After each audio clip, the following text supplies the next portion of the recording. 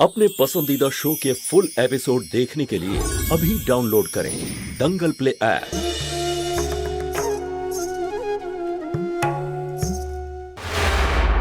না, আমি এটা করতে পারবো না।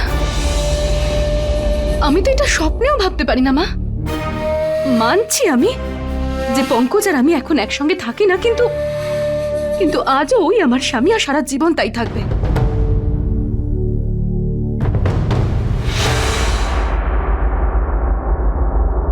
দেখ মা, কোনো বাবা মাই চায় না যে তার মেয়ের সংসার ভেঙে যাক, কিন্তু যে সম্পর্ক জোড়া লাগবে না তার আশায় তো সারা জীবন বসে থাকলে চলবে না।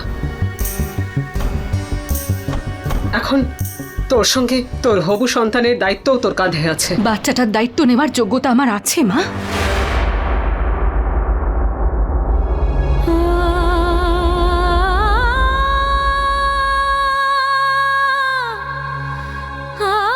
মা, আমি তোমার ভয়টা বুঝতে পারি। এখনো পর্যন্ত কোনো চাকরি পেলাম না, আমি ডান্স ক্লাসটা শুরু করতে পেরেছি। কিন্তু তুমি চিন্তা করো না মা, সব হয়ে যাবে। আমাকে তুমি ভরসা করো তো। আচ্ছা, যদি পঙ্কজ তোর থেকে আলাদা হতে চাইলে তখনও তুই বারণ করে দিবি? না, তখন আমি আর অস্বীকার করব না। কিন্তু ডিভোর্স করার পরেও আমি ওর থেকে বা ওর পরিবারের থেকে অ্যালুমিনি হিসেবে কোনো টাকা নিতে পারবো না। মা, সম্পর্কটা আমার জন্য ভেঙেছে, আমার ভুলের জন্য। আমি পঙ্কজের থেকে আমার অতীতটা লুকিয়ে রেখেছিলাম। ওনার সম্পূর্ণ অধিকার আছে এই বিয়েটা ভেঙে নিজের মতো বাঁচার, কিন্তু আমি ওর থেকে ডিভোর্স চাইতে পারবো না। এটাই আমার শেষ সিদ্ধান্ত, আর আশা করছি যে তোমরা আমার এই সিদ্ধান্তটাকে সম্মান করবে। নিজের জীবনের সব সিদ্ধান্ত শুধু তুই নিবি মা, আর তোর সিদ্ধান্তে আমার মত থাকবে।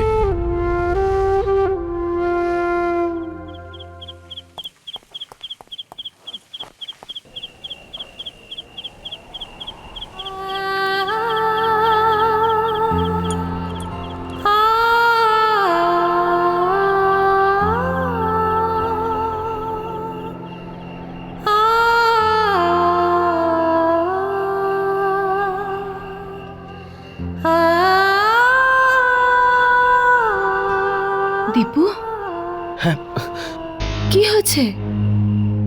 কিছুই না, আমি তো জাস্ট এমনি এখানে ছাদে দাঁড়িয়ে আছি। নিশ্চয়ই কোনো ব্যাপার আছে,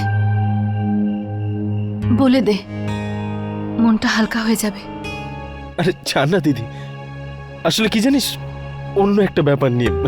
আসলে ব্যাপারটা হচ্ছে দিদি, বিদ্যুৎ বিভাগ থেকে না আমাদের বাড়িতে নোটিশ এসছে। 15 দিনের মধ্যে যদি বিল পে না করি আমরা, তাহলে বাড়ির কারেন্ট কেটে দেবে ওরা। এই মাসে আমার ডান্স স্কুলের ফিস থেকেও আমি এত টাকা দিতে পারবো না।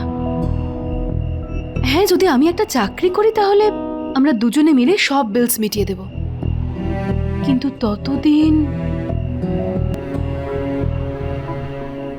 এই তারাগুলো আছে তো, আর প্রদীপ, এগুলো দিয়ে আমরা কাজ চালিয়ে নেব। ভাব দীপু, ইলেকট্রিসিটি আবিষ্কারের আগে মানুষ কিভাবে থাকতো, ব্যাস কয়েকদিন পরে আমরা সেই আনন্দটাও অনুভব করব। রেডি থাকিস তুই? দিদি, এত টেনশন থাকার পরেও তুই কিভাবে হাসিস বলতো আমাকে?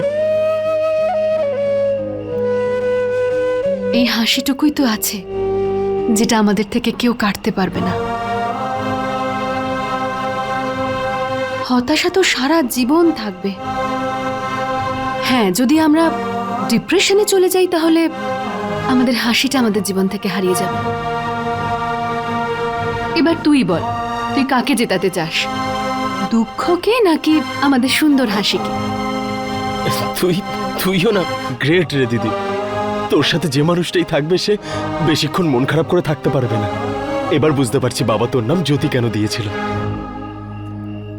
জ্যোতি সবাইকে যে আলো প্রদান করে, আরে বাহ, আমার ভাই তো আজকাল কবিতাও বলতে শুরু করে দিয়েছে। জ্যোতি, হ্যাঁ মা, আসছি। আরে একটু নিচে আয়, তো মা কে দেখা করতে এসেছে তোর সঙ্গে। আরে দাদা, আরে কেমন আছেন আপনি? ভালো আছি।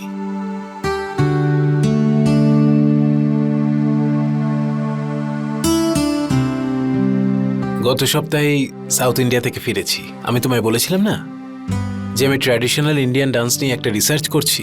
হ্যাঁ হ্যাঁ। জ্যোতি, আমি আমার ডান্স গ্রুপটা আবার শুরু করতে চাই, আর সেই ব্যাপারেই তোমার সঙ্গে কথা বলতে এসেছি। হ্যাঁ বলুন না। জ্যোতি, আমি চাই তুমি আবার আমার গ্রুপে জয়েন করো। শুধু ডান্সার হিসেবে নয়, তোমাকে সবাইকে ডান্স শেখাতে হবে আর পুরো শোটা কোরিওগ্রাফ করতে হবে। আর এবার কিন্তু তোমার স্যালারি আগের থেকে 3 গুণ বেশি হবে। 3 গুণ?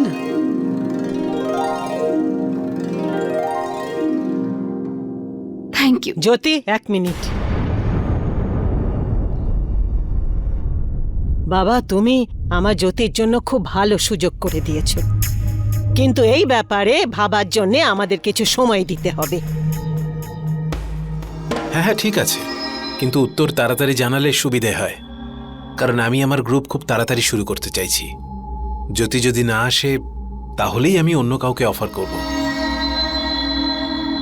মা, এতে তো ভাবার কি আছে? এ তো জ্যোতির জন্য অনেক বড় সুযোগ। আমি এটা বুঝতে পারছি পদ্মা, আমি ভালো করে জানি যে আমার জ্যোতির জন্য আর এই বাড়ির জন্য চাকরিটা খুব দরকার আমাদের, কিন্তু তারপরেও আমি জ্যোতিকে এই চাকরি করতে দেব না।